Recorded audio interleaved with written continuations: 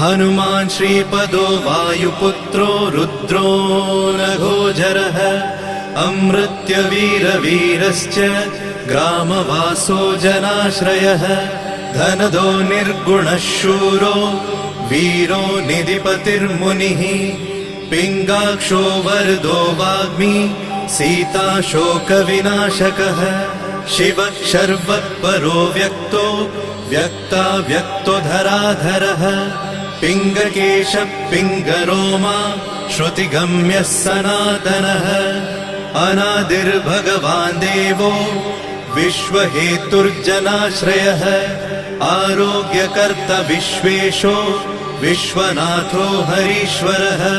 भर्गो रामो रामभक्तः कल्याणप्रकृतिस्थिरः विश्वम्भरो विश्वमूर्तिर्विश्वरूपो